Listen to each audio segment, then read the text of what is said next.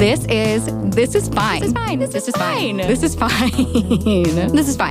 This is a poor substitute for therapy, but an excellent substitute for other podcasts. We're not like other podcasts. Join us as we find the answers to the universe's biggest questions like, is butter a carb? Does crying burn calories? And what the fuck am I doing with my life?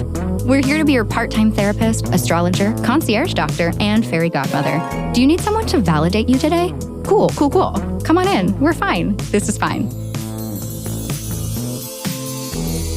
Happy February, y'all. Sending big bisous from Paris, where Stella and I experienced our first snowy days in January. Seriously magical. Life is good over here. La vie est belle. Except for my raspy voice today, I don't know what's going on with that, so thank you for bearing with me. But on that note of life being beautiful in Paris, we are continuing our American in Paris / Expat in Paris series with Jasmin Breakstone from Boston. Jazz, as I call her, is a marketing girly in her corporate career, but in the process of becoming an integrative mind-body-spirit coach. And let me tell you, she is so good at it. She's been leading these lunar ceremonies here in Paris for the woo-woo community, and it has been so amazing to see her follow that passion. She is so made for this. Jasmin came here for her studies, and she didn't plan on moving to France, nor did she speak French when she arrived. She also has a unique POV as a sober curious girly in her alcohol-free era, living in a culture that has a heavy emphasis on alcohol. So we will get to that in the conversation. Let's get into it.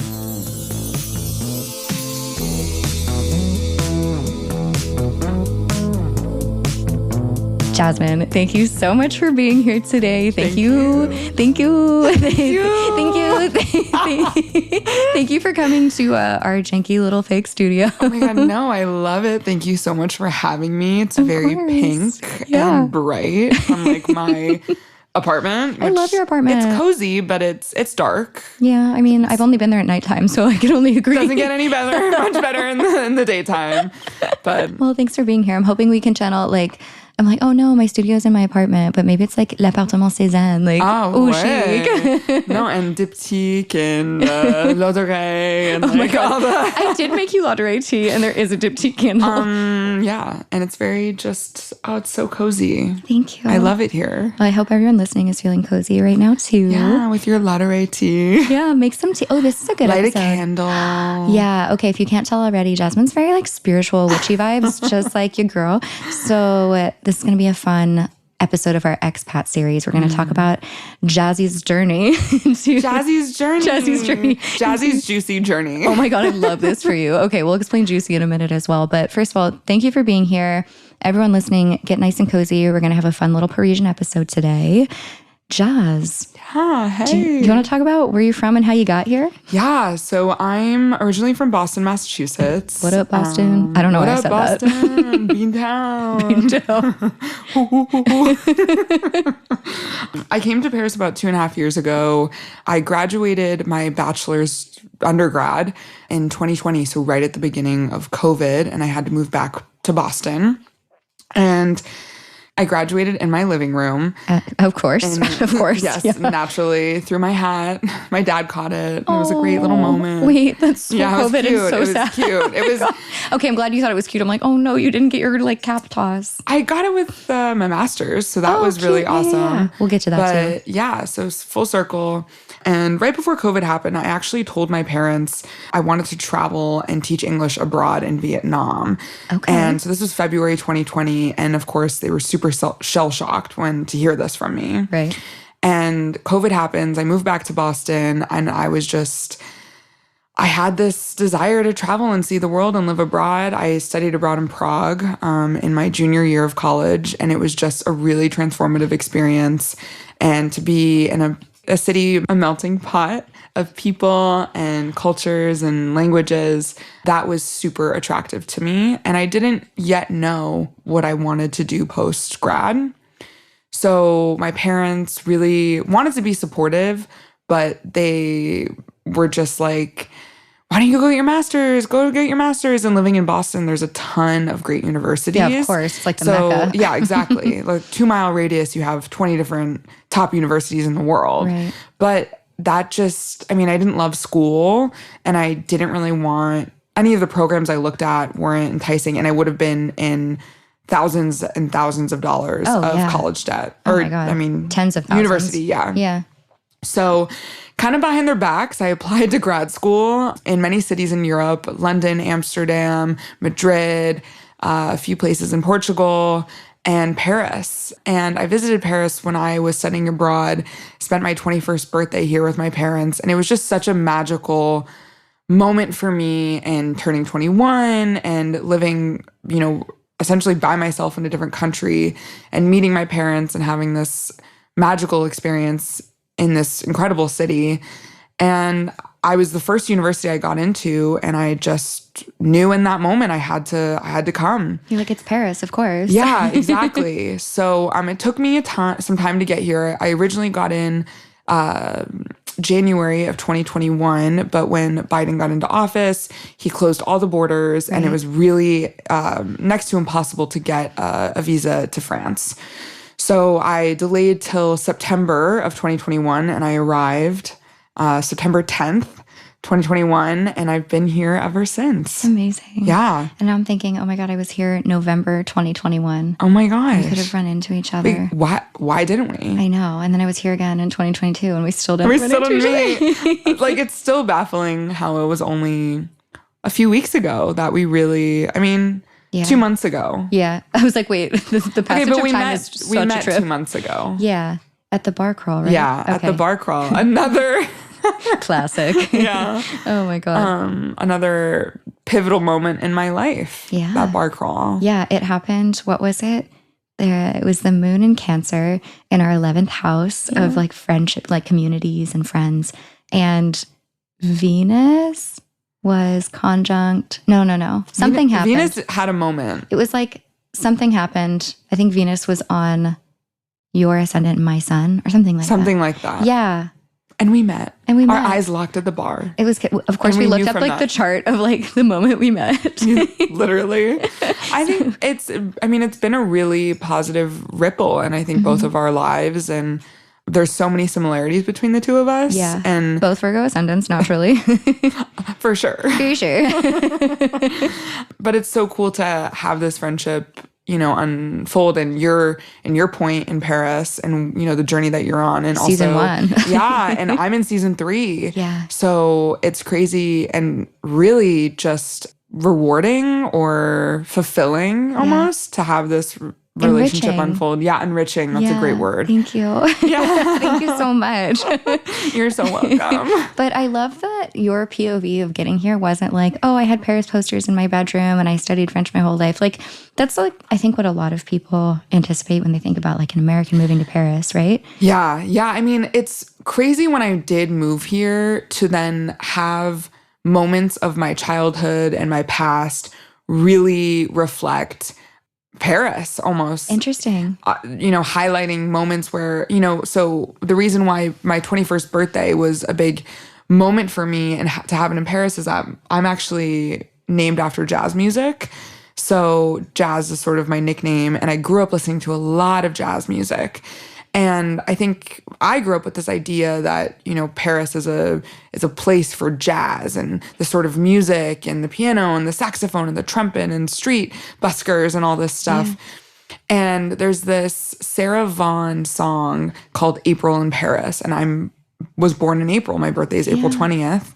And to come in April on my 21st birthday with my parents in Paris was just sort of this, Pisces Venus, it totally was like a movie scene. Totally. And it was beautiful and it was wonderful. And what's crazy is that 2019 Paris is so different from 2021 Paris, post-COVID. And now 2023, it's so...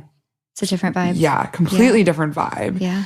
So, I was here 3 days after the Notre Dame fire. Oh my God, yeah. Yeah. So just like a lot of energy in this place. And I feel like every time I was attracted to come here, that energy was just almost reinforced in my life as well. Right. So yeah, it's cool to have this, to end up here not having spoken French, always wanting to learn, and But the universe brought you here. Yeah. Which is wild. Even coming here brought me closer to the universe. Yeah. So it's really been... I'm thinking, this is my like undiagnosed ADHD brain. I'm thinking about like your timeline of visits too. Like you were here in April 2019. Well, I came in February for the first time of 2019. Okay. And then you came again in April. And then I came again in April. Did you stay until early May? No, I was only here for 4 days. Okay. I missed you by like a couple weeks. That's crazy. Like, I'm just thinking like, and I was here then and I was here then, like almost the same time, like ships passing and then that kind of vibe. It's like our ships have always been in the same sea. Yeah. We probably have always seen each other. Which is nuts. Like there's so much overlap. And then finally it came together. We were never at the same port at the same time. Finally we docked. Yeah, like literally everyone, have you met Dominique? Have you met Jasmin? You guys gotta meet. Yeah, so funny. And then we did. And now we did. We and don't now, shut up. And now we're two girls, one mic. There are technically two mics. Yeah. Anyway, so you got to Paris for your master's. Yes. You're done with your master's. I am done with my master's. I'm a master's girly of international management. She's a learned. I went to business school. She's a scholar. I'm a scholar. I'm more educated than my older brothers, which is really cool to Big flex. Big flex. So you're staying here. What made you want to stay? I think, for me, I've always been someone who loved to see the world, who loved to travel. I think a lot of my childhood, young adulthood was all about never being in one place for too long. I always loved, seeing, doing things, being everywhere, meeting new people. And I think now moving to Paris and, having this connection to this place was really that I had never felt home anywhere else. Yeah. Boston's a great city and I love it. I can say that now because I left Boston. Right. I lived in Colorado and Boulder for 4 or 5 years and it was wonderful and it was a great experience. It just wasn't my place. Boulder's a great city, a great town, and I learned a lot there. I spent a lot of time in South Florida. Still never really felt that way about it either. Same with New York. I spent a lot of time in New York City for how close it is to Boston. And I never had that sense of home and the sense of this is my place. And I think a lot of people, I had a lot of friends around me who felt like that. And I just didn't resonate with that. And then there was something about being abroad and traveling and being in the energy in Europe and all this stuff where I was like, that TikTok thing where it's like, I could totally move here. Like, I totally can see myself here. But should I move? Should I move here? Yes. Yes, you should. But yeah, for Paris, it just was one of those things in my life where it not working out was not an option. Right. And I think Paris is a city where for people, for it to really work out here, I think you have to have that mentality to an extent that... You have to have a little toughness. Yeah. I think the city's not built for the weak. And I think the energy and the history of the energy here of being a city of liberation, of revolution, of uprising. It's in their constitution. Moving here caused so much of a ripple in my life of things that I needed to confront, and not only in my personal life, but in my career and in my education and in my relationships. And something about it and going through all of that in this city, it's like me and her, that's our bond. And I'm not it's ready. Us against the world. Yeah, really, like quite literally. And I'm not ready to give that up. Yeah. So it's been a tough couple of months. Definitely with 2023, it wasn't easy for anyone. We've talked about this a ton. Where I am at now and where I'm going is definitely, I've never been so aligned with what feels so right for me. That's awesome. In terms of what my heart really wants to do and how I want to show up in the world. And I really credit that a lot, to myself, but a lot to the space and the place that Paris holds in my life. The vibes are really right. The vibes are really right. Yeah. And I really do wish that everyone can find that for themselves. And for some people, it might not be that important, but for the people where environment is really important, I would wish that for everyone to Right. find a place like this. That Paris feeling is of for home, me. right? Yeah. Like you're supposed to be here. You're exactly where you're supposed to be. I feel that every day here. It's crazy. Yeah. And You're also for all that's happened for you since you've moved here, I mean, Yeah. it's definitely a lot of uprising and like changes, but Yeah. I feel that, I mean, just as your friend, that you're really on this new path of like awesomeness and development. I mean, we all are. Yeah, it does feel like everyone's sort of like up leveling in a really special way. Yeah. But without like, I don't know, without having to like force anything, I feel more relaxed. In flow. Yeah, in the flow. When totally. you, not to get all woo-woo, but I No, will. get all woo-woo, please. But when you're in alignment with the universe, Yeah. things really start to flow. I mean, anyone who's lived here and all of the expat people, and if you're trying to make Paris your move, you'll realize that the visa system, the government, the bureaucracy is just 0% pas chill. possible. Pas possible. And so it's really like, I mean, 2023 was banging my head against a brick wall and not bleeding. And it was just like, yeah, I mean, there's so many different ways to go with, you know, like in therapy, it really was a lot of having to walk through the fire to just get to the other side. And it was like my therapist was on the other side saying, it's okay, it's okay. It's not going to hurt you. And just it being so uncomfortable. Yeah. And the fire is never going to burn me. It's never going to hurt me, but it's going to be really hot. Real sweaty. Really sweaty, really hot, really uncomfortable. Yeah. And I think that was the last 2023 for me. And on top of that, just visa situations, not being able to find a job, a lot of rejection. Right. But on the other side of that, it was getting to this point of deciding to become a freelancer and a micro-entrepreneur and now dealing with all of that visa stuff. Mm-hmm. A new chapter. Yeah. Yeah, for sure. For sure.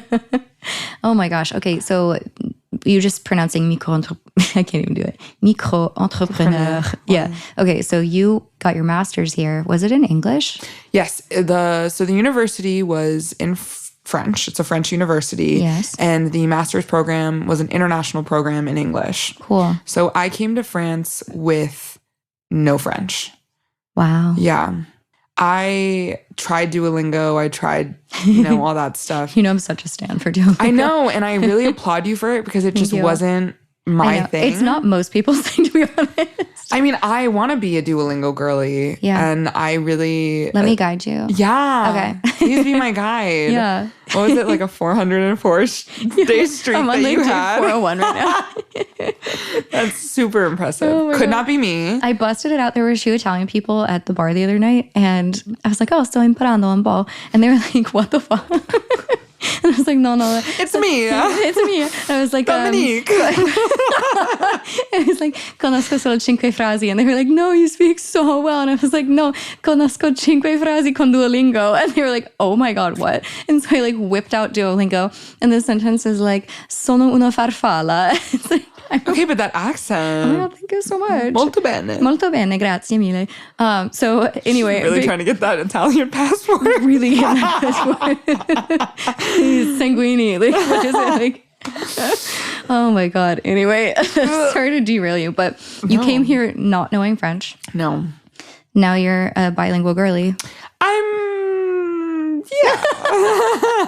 I'm giving you a lot of praise. I mean, delusional girly, fake it till you make it. Sometimes that's just the way. Yeah. I'm very blessed to have grown up in a bilingual household. Even though I wouldn't say that I am bilingual, I just grew up around another language. So I should say trilingual girly now. Yeah, pretty much. Pretty much. I mean, no. So my mom is from Iran. She's Persian, and her mother tongue is Farsi. And there's a lot of words, even the accent, even though it's an Arabic alphabet. Right. The way that it's spoken, I think, is very similar to French. Interesting. So okay. I have a little bit of an upper hand with that. Right. It took me, years to really nail the French accent. When I first moved here, it was very much a bonjour. Yeah, the American Je accent is m'appelle. hard. I didn't even say je m'appelle. I just was like, je suis. Yeah, no, actually. But I think you can say that, right? Like, moi, je suis Dominique. Or, Wait. Moi, c'est You Dominique. say, Yeah. moi, je suis Jasmin. Je suis Jasmin. I would say Jasmin. And then people would look like cross-eyed at me. They're like, not Jasmine. Jasmin.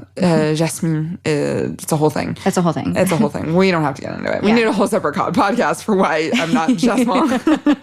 Okay, but the point is, you picked up French like while you were here. So if someone is like, I want to apply, I want to do this, like, I want to go to get my master's. So there's a lot of master's programs solely in English, and I did my program here. And honestly, I was the only native. I was one of 2 native English speakers in my program. Interesting. Yes, the only American in my oh my God, I'm like, now the French is like trying to creep in. Yeah, do it. Full send French. Yeah. No, I was the only American in my specific program, but there were a few Americans in the international program as a whole. Okay. I think there were like 8 different diplomas. And yeah, it was really awesome and really enriching to be getting an international management degree in an international environment and really being able to learn from other countries, other cultures, other people. That's sick. Really enriching in that sense. But I helped people with English more in my first year than I did with French. So I really didn't speak or really, catch on to French and probably until about 10 months into my journey when I did a stage, an internship at a French company in English. Une stagiaire. Oui. Ouais. Wow. Okay, that's like a lot of pressure too, like on the job learning. Yeah, I don't think I realized it. I definitely had my Emily in Paris moment, as us Americans love to. Yeah, how many times have you been referred to as Emily in Paris? More than I can count. Yeah, 100%. Especially because I work in marketing and social media. I was a social media manager at a French company. Yeah. And I was the only English. I was a native English speaker on a French team. Yep. But they all spoke English, and we had an American team actually based in Boston.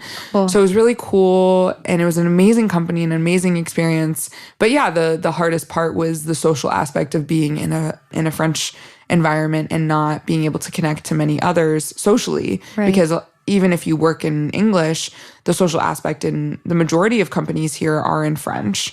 So that really pushed me to take French courses, which was great, but it is difficult when you've started to learn and pick up a language and then you have to go back and relearn. Yeah. So that's been the most difficult part of my journey so far. The language in general, or having to go back to basics? Language in general, and also, I would say I really started taking the language journey seriously about 2 years living, a little over 2 years living here. Okay. That was after being in a relationship where we did speak some French.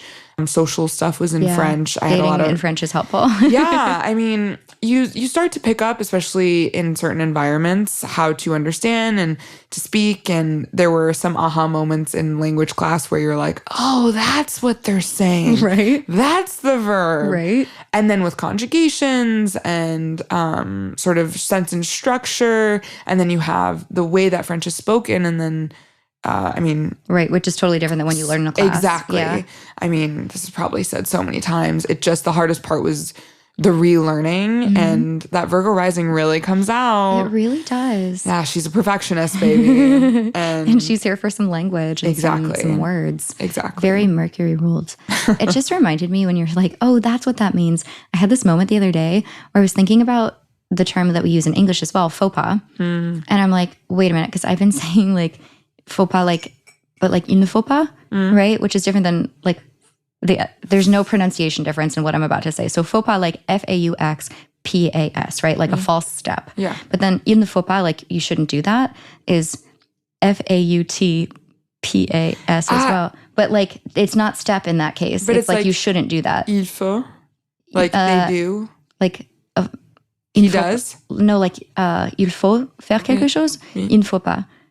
Right? Yeah. Right. Yeah. Okay. Yeah. So like that's a totally different word. That's like you shouldn't do that versus faux, like those are different. I don't know how to explain this. No, because they sound. They sound identical. No, but you've seen that TikTok where it's like the snake and does this with the rap in the butt. Yeah, it's like no.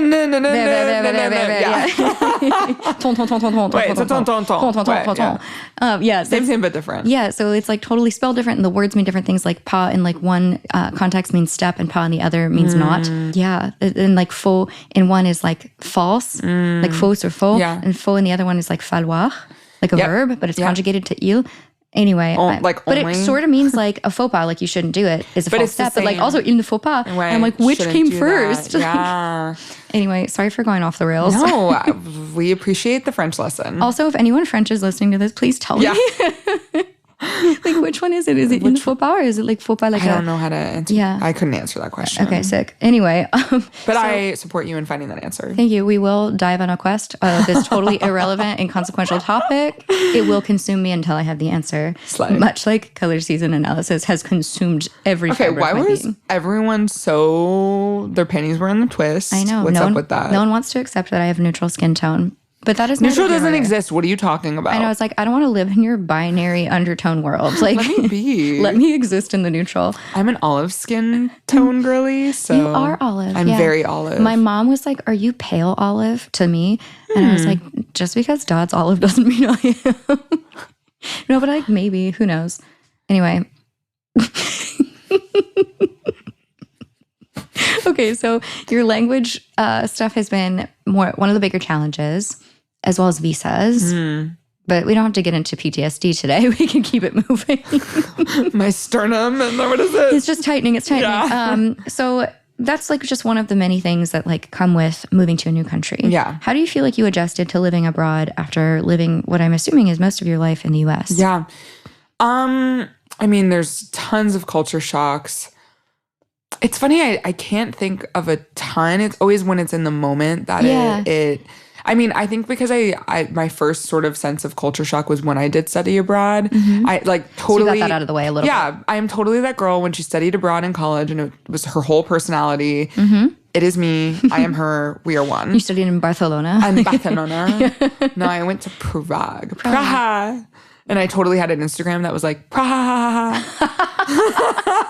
And I thought it was so original. Iconic. Yeah. And then it was like every other girl that did that after me, it was like, you copied me. I started it. No. Yeah, I think the biggest culture shock is definitely, I think, just the way in which people live their lives, and that going out and having casual drinks or like meeting people on any day of the week is a very casual thing, the sort of life balance. Right. And not everything is constrained to the weekend. Yep. And it's not hyper scheduled. Exactly. Yeah. It's very, and I think for me, I love to have a plan, and I love to know what I'm doing for the weekend. And I think here it is a lot about like, I'm going to wake up Saturday morning and I'll have a loose plan and an idea of what we're going to do, but I'm not this place and at this exact time. And I think in my journey of myself, that was a really good learning lesson to just let go and be very present in the moment. Yeah. I think especially in Prague, I vividly remember, and even here, I have friends who've even said here, PDA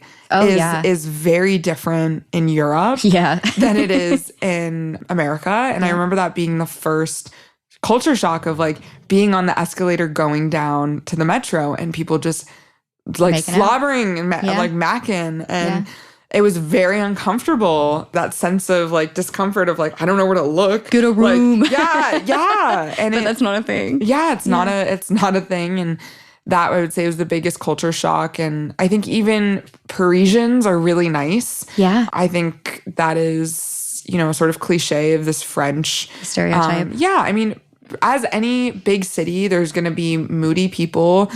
Of cities in France, Paris is a very fast-moving one comparatively to other cities. Yeah. So there is this sort of like relaxed vibe. Yeah, totally. But c'est décontracté. Ouais. Yeah. Exactement. And there's a culture shock. There's so many different culture shocks. I think it definitely depends on where you come from. Right. A lot of people do speak English in Paris. It's true. So you don't need French, but I definitely encourage always saying a bonjour and an au revoir and merci. And That's very important here. I mean, la politesse. Yes. Super important. I don't know if that was not culture shock, but just something noticeable. I think like walking into an elevator and saying bonjour. Yeah. Or saying au revoir to everyone at Pilates. Yeah. Like when you leave the locker room. Yeah. I don't even want to say culture shock. It's just culture differences. For sure. Yeah. And I think acclimating to that it just, no one really tells you that. Right. It just is sort of like, okay, people do this. And it's just, I mean, even like walking around in your gym clothes after a workout or going like, what is it, athleisure? Yeah, not a thing. Is not really a thing here. Basically illegal. Yeah. Shame. But I mean, there's a whole different vibe to it. Is that like than it is in the US. And I think it's just lifestyle difference. Totally. So that's definitely been the biggest changes in my life. But yeah. In terms of alcohol consumption, I know this is like kind of a personal topic, so we don't have to go too far into it, but you're like sober curious. Yeah. Right? Like currently not drinking. And this is a pretty like alcohol heavy culture. Yeah. I mean, so I have always, not like an alcoholic, but I mean, like I have always, I think coming from like a Persian family, we're very party centric. Yeah. Persian families love to party. And so I grew up around partying a lot, and I've always loved a good, little bevy. And I mean, drinking culture in the US is very much like you drink to get drunk. That's not like it everywhere. I think it's also changing a lot, but there is sort of this weird thing when you leave college that you're kind of like, all right, what's an acceptable drinking amount? Well, also like that's a very dangerous thing that I've noticed with like multiple peers, right? How do I tell the difference between the drinking culture and like actual alcoholism? Yeah. It's really dangerous. I mean, and like, I think there's a lot of people, including myself, who like don't want to have a drink because it's sort of like, it's not that I don't know how to have just one drink, but it's like this mentality of like, if I'm going to have one drink, I might as well have a few and I might as well get drunk. And that's just a mentality difference. Right. And I think that's a cultural thing. That also could just be being in Boston. I mean, I have a lot of friends. Totally. Yeah, Boston's a big, I mean, what else are you going to do? Like, that's literally what I hear from anyone who's been to or lives in Boston. Yeah, it's a big drinking culture. A lot of the activities that are done socially are drinking. Sports bars. Yeah, focused. And I think it's really difficult to have boundaries and having a social life and doing things and not drinking and drinking. And I think moving to France was awesome because, well, it was my first time living on my own. And I went from a senior in college to COVID, living at home, not really having much of a social life, to then living on my own in Paris. And things were open here. And I was so excited to meet new friends. And I was 21 when COVID happened. And when I moved here, I was 22. 22 and in Paris, baby. Yeah. Sing it. Just so, I'm saying this earlier, I'm so jealous. Like, you get that song and we got 22 by Taylor Swift. But still iconic moment. Honestly, it's still a bop. Like, yeah, I was still beep boop bopping that stuff. That song when I was not 22. Amazing. Yeah, so I was like, I can't wait to be 22. But now I got Prada, so. Yeah, you got the goat. Yeah. I'm not mad about it. But I came to Paris and it was just so, like, I haven't really experienced like bar drinking culture outside of fraternity university culture. Yeah, true. So it was really exciting to go out and have, all this, even at my university, we had an apéro, and like that is so bizarre to have like drinking be incorporated with school and your professors, and it was very goofy. So I think that I definitely learned how to. It was definitely had a crazy moment in Paris, as we all do. We're very excited. As one does. Going out here is really awesome, and it's really fun. And it's very exciting. Yeah. Great nightlife in the city. But I think as, I moved more into university and being a little bit more serious, it was still so fun to like have a casual drink after classes or meeting, going to brunch and just like getting a bottle of wine, but you're not like, let's get plastered and let's get drunk. Right. It was like this sort of adult, classy. You're in your scholar era where I'm just going to have some wine with my dinner. Yeah, and that was not anything that I had done before. But more recently, especially with last year and the tumultuous, battle with visa and living abroad and being far from family, there was just a lot of stuff to deal with. And I just love going out and I just love being with people and being social, but I felt like it was really difficult because I didn't want to drink and I didn't want to have alcohol. My body was going through a lot of stuff health-wise, and I didn't want to drink, and it almost was to a point where I didn't feel good, and it was bothering me so much that I would get migraines. I mean, I'm sure you can really empathize Totally with relate, this. yes. Yeah, and my stomach would just be, I wouldn't sleep, and it was just all these negative things, and I was going through so much already, and I just didn't want, when you are hungover and you do drink, sometimes we can't really gauge what's going to happen when we wake up the next morning. And as we get older, hangovers get worse. You don't sleep as well. And I didn't want to add more bad or negativity into my life and to purposely making myself upset or anxious. And so I decided to, I also went through a breakup, and this was my first, I think real heartbreak. And I was just really sad, and I just wanted to connect with my friends and connect with my community. And I decided, all right, let me give this sober thing a try. And so I was like, all right, 1 month, I'm going to give up alcohol. That was in September, and I haven't really drank since. It's amazing. Yeah. You feel good. Yeah, I feel really good. I still go out. I still stay out till, very well. But what really came through I don't really love to say sobriety because I don't know if this is going to be something forever. Right. It doesn't have to be. It's fluid. Yeah. But, this curiosity of putting alcohol on the back burner is coming back to myself and really realizing, can I swear? Yeah. How fucking awesome I am. No, I think I definitely, we all go through a phase in college where we're a little drunk and we drink and we socialize and it's fun and we party. Can't relate. LOL. Yeah. Whether you've been there or not, but I think that I definitely was a little bit of a party girl in college, and I loved that about myself. But it also, I think I shamed a bit of myself. Oh, totally. Because of that. I called myself a human trash can. Oh my, relatable. Just full of Dominoes and alcohol. But iconic. It is the fucking moment. But we made it through. We survived. Yeah. And I think that just coming back to, why I like to party and I think that it's okay if you want to, I love music and I love dancing and I love socializing. Makes you feel alive. Yeah. And that really is a positive thing in my life. And I wanted to focus on that, the positivity and the good things and the connection. And could that be like sober? Without alcohol. Yeah, and if alcohol's not adding value, then why have it in there? Exactly. Yeah. So I've really found this girl in me who just loves to socialize, loves to dance. She stays out till 5 a.m. She does. I've seen her do it. And she just, I do love the fact that no one really knows that I've been, unless they ask. I don't really go around telling people. I always get a little mocktail or I get a little drink, like a Coke Zero or a ginger ale. And it's not like I'm trying to ploy that I am drinking. It's just it's nobody's. It's just doesn't need to be. I don't want it to be a thing. And I've been that person where I've been uncomfortable with people who not drinking because it mirrors something back that I can't do, and I don't want that to be something for people, and I just want them to not. I don't know, be self-conscious or. Totally, that's very considerate of you. Yeah, I want people to have fun and I just want to be an enhancer to that environment for people. You definitely are. You add to the vibes. Thank you. So I think being in Paris, it's been fine.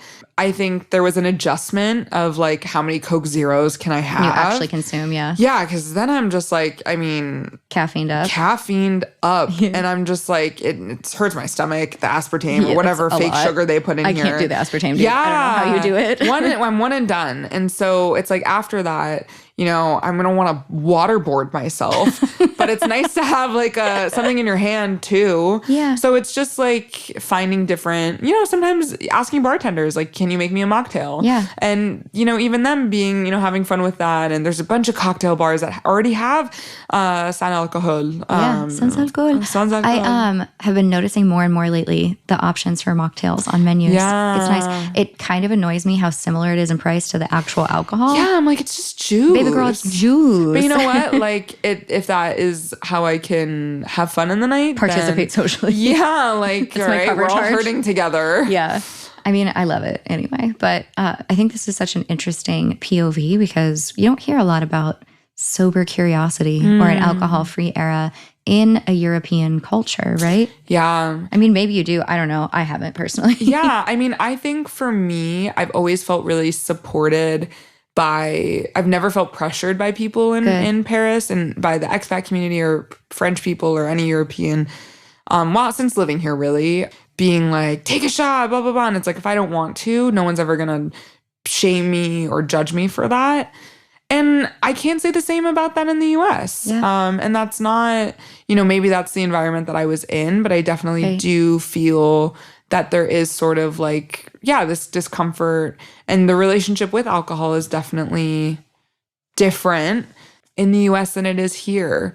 But I think that you can absolutely still have a really fun time, meet people. I mean, I've met a lot of men going out, almost even more than ever before, because I think that there's a comfort that I have in myself now. Yeah. And maybe, I don't know, the energy and the vibe that I give out of just fun and being yourself. Yeah, being myself and not, trying to drink so that I don't. Alcohol was definitely at some certain points in my life a coping mechanism. For sure. Or like a social anxiety lubricant. Yeah, absolutely. And there's no judgment. Yep. We all, I think, we're allowed, whatever. Do your thing. Yeah, exactly. But I agree with what you're saying because obviously I've had my like alcohol-free eras as well. And going out sober and like learning to navigate that and be comfortable with yourself sober. Yeah. Like no... what's the word I'm looking for? Like any kind of substance interfering with like your presence, I think is a really cool muscle to work. Yeah. And to be doing it at my age, it feels really awesome because I don't think a lot of people my age. I was like, I was your age. When I was your age. No, you were still my age. Thank you. You're so much. literally a baby. Biologically 24. You are, exactly. We're the same age.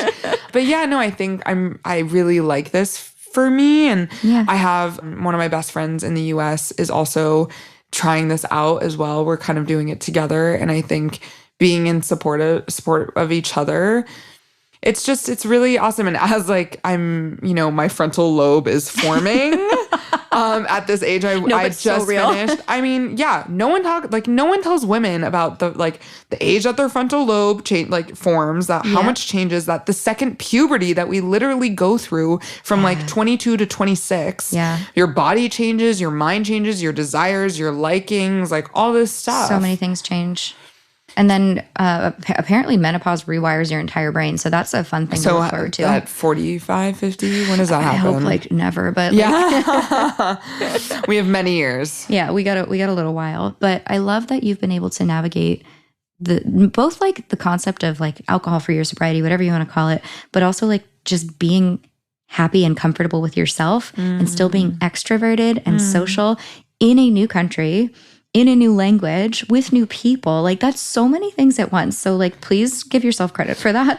Thank you. And I do. And I'm good. Covering my heart right now because I do feel that.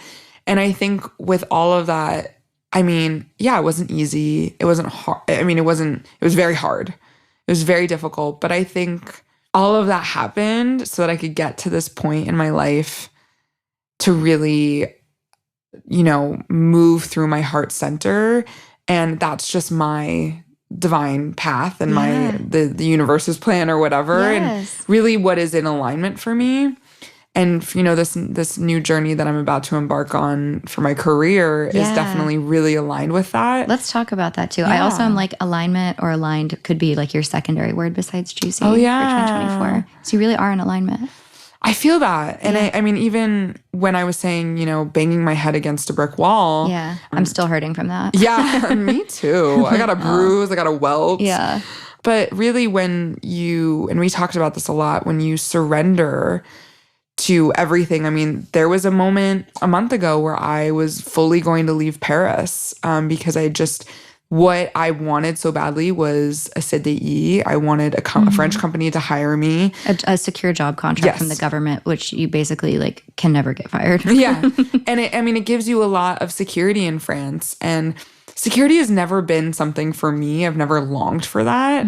I think I find security in different ways than the physical. Right. And that's a real skill. Yeah. Yeah. And BTW. I think that there's, how for some people there's certain things that are meant for people and there's certain things that aren't. And I think that one of that is not meant for me. Yeah. And when I could accept that and surrender to it and really let go of this grasp that I was holding onto, this only idea that Paris could be, I mean, things just started happening. Falling into place. Yeah. I mean, I had a crazy experience. I mean, we can talk about this another time of the synchronicities and the universe telling you things and the people and all this stuff. But I got an opportunity, a freelance opportunity.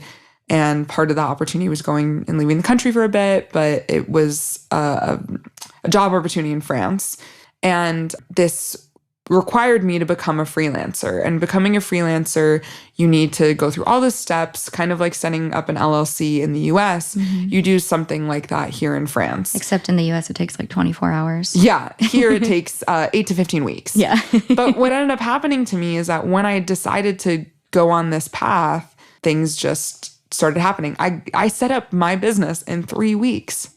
That's nuts. It's insane. And so working in social media and marketing and all that stuff, and you can definitely relate that it's becoming a very saturated market. It's not entirely what I want to do and what makes me happy, but it pays the bills. Right. And I'm pretty good at it. You're really good at it. Thank you. Yeah. Thank you. I'm trying. Girl, be so for real right now. But I think developing that to be the main core of my business here and how I can stay in France has been the biggest just flow of everything. And being able to do that allows me to then pursue what I really want to do, which is working and coaching women and using tools like moonology, astrology, tarot, human design, and working with the moon and the cycles and the phases and the planets and all that I've learned in my life and the lessons that I've learned and the way that I can connect with people and empathize and I guess also verbalize a lot of things is just so fulfilling to me. And to be able to empower and work with others is just something really exciting for me on the horizon. So this is what is happening for me in 2024. Yeah. And the certifications and new learning and She's using me as a beta. Yeah, she is my guinea pig. And it's working. Yeah, and just being able to work together and see how the potential and the alignment and how, so much about astrology and all this stuff and really honing that into the stuff that you feel and connect with also all the experiences that you're going through and also some of these, more so conventional aspects of psychology and mental health and, connecting with the body. Yeah, right? Somatic. I love somatic healing. But we did an episode on somatic healing as well. It's one of my favorite practices. And I love the way that you're able to blend these different modalities into a more holistic coaching. It's sort of like mind, body, spirit. Yeah. So 2025 Jazz, she's going to be a coach. Yeah. A mind, body, mental health coach. And my goal is to create a sort of program that lasts a year long that is working. I'd love to work with women first, definitely for empowerment and for guidance and to find their true heart's desire. Yeah. And working with a group of maybe 12, 15, 20 women. We meet twice a month. We do collective full moon and new moon circles and then coaching with also group sort of collective modalities. So I'm really manifesting that in this year and also for it to begin in 2025. So excited for you. Thank and also you. so hyped because I'm like, yeah, circles. Just like cupping hands around your mouth like, yes. Yeah. Yeah. It's exciting. And you're doing that here in Paris. Here in Paris. With the magic. With the magic and just the flow and the energy Yep. and just trusting the universe. Yep. And being so supported and held by women like you. Thank you. And the women in this community and all the other girlies out there that are just trying to do their best and also live a fulfilled, enriching life. Yeah. I feel like that's a theme with everyone we know here. You come here because you want to live, like really live. Like you're not just working and like going through the motions and like focusing on a goal or whatever it is. Like you feel life. I don't know if that makes any sense. Absolutely. Okay, cool. No, I think that, like we said, space and place and environment can really have an impact on people. Yeah. And energies are so rooted in cities and towns, especially historic histories. And so, for example, like Berlin was a very hard city for me to be in energetically. Yeah. For other people, it's a very energetic, eclectic. Enlivening. Exactly. Yeah. And it's just Paris, some people don't like Paris. It's so true. It's not for everyone. Exactly. It's a very heavy, overwhelming energy here. And I think if you feel unfulfilled or you're questioning some things, even tapping into like your gut or like scanning your body and seeing how you feel in the place that you're in and the people around you. I mean, a lot of what it was for me was community and being able to find a community that I could empathize with interests and sort of this like understanding and longing for speaking a different language and wanting to travel and that enrichment, which I had always had this hole. And even now finding women that are older than me who have like are kind of veterans of life to learn from and sort of pass down their knowledge is really important to me right now. And enriching those relationships that I've been able to find here and all over and with traveling through Europe is just a really big priority. And for some reason that was really hard for me to get while living in the US. And that doesn't mean others can't find that. It's just... you got to find the space that you vibe with where you feel in alignment, like the way Jasmin feels in Paris, the way I feel in Paris. Exactly. Like, you just got to figure that out. No one can tell you where it is. And also when you decided to move here, how that just happened. It just happened, which is crazy. So like anyone who listened to that episode with Amanda and Morgan convincing me in the episode in real time, basically. It all just fell into place very, very, very quickly in a way that was like, okay, this is on purpose. This is supposed to be happening. And if you don't walk through this door that has opened for you, that doesn't open for everyone, that's going to be a big life regret. Yeah.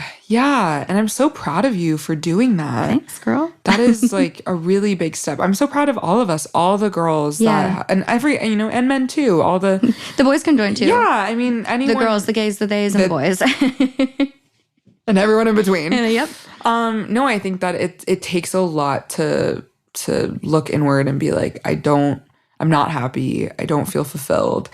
And, that might be a job. It might be a relationship. It might be the apartment you live in, or maybe it's even the place you live in. And I think if there's anything to take away from anything we said is that you are not stuck. And you are not confined to the constraints that you are currently in. Or the formula that's been prescribed for you by your family or your culture or where you grew up or what's been told to you by society. I will say, I don't think I was like escaping any kind of unhappiness or like not feeling at home. Like I actually really felt at home in San Diego, but there was something that was off. So like if someone listening to this is like, well, I'm actually happy, but there's something missing or there's something more. That you could feel more, experience more, or like really live more. Like you want to feel more alive. Like that's what this has felt like to me. Like I feel more alive. And also I think even making that decision when you're like, well, this is great and I have a happy life and it's pretty good, but there is this like little thing that is sort of in the back, like in my peripheral. Yeah, it's like tugging. And it's like, I could ignore it. I could not look at it. And I think there's a lot of fear behind that too of like, what if I make this decision and it was a wrong decision? And something I've been loving that I learned in my year, that I learned from my brothers, that I learned from my peers, that I've been sharing with all of the girlies close to me and everyone, and even I'm going to share with the people listening to this, is that nothing is permanent. It's the best advice. You can decide to move here and be here for 1 week. Yep. And you can have the answer within you right away. Yep. And you can just go back. It'll be a pain in the ass. It might be expensive, but it's not permanent. But it's not permanent. And I think that there is, at least for me, never doing the thing and always wondering what if is something I can't live with. That's excruciating. It's really uncomfortable. Like, yeah. And, I think we all go through this thing of like when we're young and am I going to regret it? And am I doing enough things right now? And, I'm running out of time and there's all this stuff. And it's just like, just show up, just make the decision you have to make right now. Yep. Be as present as possible. And that no matter what, in any decision that you make, nothing is permanent and you're allowed to change your mind. So true. I don't know if you relate to this as a Virgo rising. All decisions that I make, I put way too much weight on them as if they were permanent or not malleable, right? Yeah. So honestly, that's some of the best advice you could give anyone, especially people who are considering moving abroad, which is who I'm hoping might be listening to this series. Yeah. So to kind of wrap it up, either we can leave it with your favorite things about Paris, besides the vibe that we've talked about at length, or what you would tell yourself pre-Paris move about what she has to look forward to. Or both. You can do whatever you want. It's your world. Pre-Paris. Pre-Paris Jazz. Yeah. What does she have to look forward to? Oh my God. The most transformational embarking of her life. I think that Jazz was just longing for so much. I think in relationships and in life and career. And I think that it's just everything that she decided to do and everything that she did is the right decision. And I think she's just awesome at every single point and at every single, position and part that she's been in and every version that has shown up. She's great. And I think I held a lot of things and was just so like, oh my God, judgy and shameful. And, like you do end up speaking French at some point. Like it's you will learn it. Yeah, you will learn it. It's not as quick as you thought it was. And I think the best thing I would tell anyone first moving here is that it's not a sprint, it's a marathon. This is a marathon. Yes. Reserve your energy. Saying no, holding boundaries is okay. Just because you don't go to that one event, it's not the end of the world. Like sometimes relationships end. Sometimes people are meant to come through your life and exit through, and that's okay. And you're going to be made fun of all the time. Every day. It's okay to be an American. Yeah. It's okay to feel really proud of speaking English and wanting to speak English. And it's also really okay not wanting to speak English and really wanting to force through the French. And there's going to be so many French guys that are going to want to take you out on a date if he's not treating you right and he's just, you don't get a good vibe from it. Ça va. Yeah. And prochain. Yeah. And I think at the end of the day, all you have is yourself. And if you can just be happy and love her, you'll be okay. And I'm really, really, really happy and proud of the person that I've become. So I don't even know if I answered the question. It's beautiful. I got kind of lost in the sauce. That's what I say too. No, it was perfect. And I think anyone listening, like that's a beautiful message to take home too. Like, yeah, you might enter a new era, but like loving every version of yourself and being excited for your future while holding space for the past versions of you too, I think is so special. Yeah, thank you. Yeah, Thank you for having me on this podcast. No, thank you. No, but for real, thank you. Thank you. Yeah. Like so serious. No, thank you. Thank you. No, Jasmin, this was awesome. I think all of us got a little bit of a coaching session unintentionally wrapped into this. Thank you for the giggles. Thank you for sharing your story. Thank you for teaching me some French. We love you so much. Thank you for teaching me French. I think I more was teaching you Italian. Molto bene. Molto bene. Every single time Italian, I'm like, che cazzo? Oh my God. Maybe cut that out.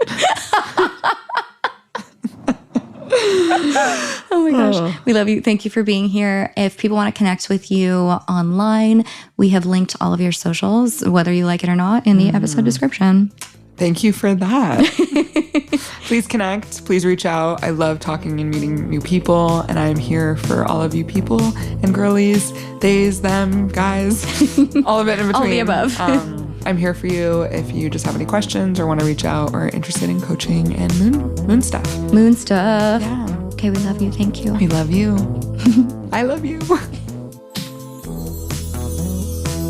All right, I'm hoping today gave you another fresh perspective and POV from someone who isn't me in Paris, though I can certainly record an update episode if you'd like. You can request what episodes we record next by sending us an email, I'm fine at thisisfinepodcast.com, or by sliding into the DMs as per usual. I'm on TikTok more than Instagram these days. Happy romance season. I hope you're in love with life and feeling the sparkly first blush of February. I love you all. Big hugs. Gros bisous. We'll see you here next week for even more romance. Wink, wink. A bientôt. Bye. Thanks for tuning in to this episode of This Is Fine. I've been your host, Dominique Michelle Astorino. We're based in San Diego, recording in studio at DLI Productions in Pacific Beach with Emmy Award-winning sound designer Dan De La Isla. This is a comedy and advice podcast, but for legal reasons, this entire podcast is a joke and none of it is medical advice. To download the transcript or learn more, visit thisisfinepodcast.com.